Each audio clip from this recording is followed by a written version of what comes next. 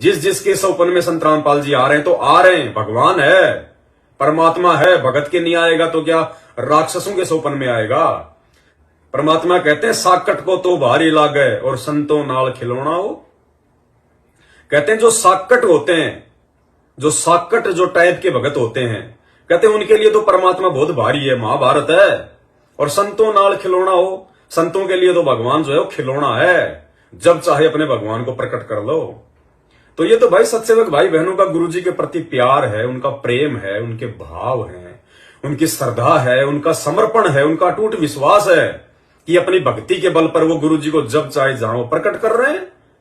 कोई भोग लगाता है तो परमात्मा प्रकट हो जाते हैं, कभी परमात्मा सौपन में प्रकट हो जाते हैं, कभी परमात्मा वैसे भी सामने खुली आंखों से प्रकट हो जाते हैं।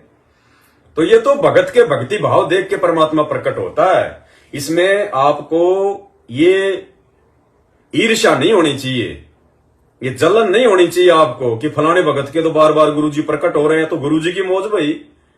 आप मना करोगे गुरुजी को प्रकट होने के लिए? वो तो लाख बार प्रकट होगा अपने बच्चे के पास में, जब चाहेगा जिसके पास में प्रकट होगा।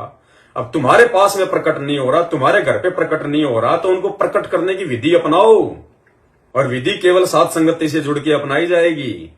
वो मैनेजमेंट के तलवे चाट के, गुरुजी के बेटा बेटी के तलवे चाट के, मैनेजमेंट उनको पात्रों को ज्योति पाठ दान का पैसा देके, तो उल्टा तुम्हारे लिए परमात्मा भारी बन जाएगा, सिरदर्द बन जाएगा।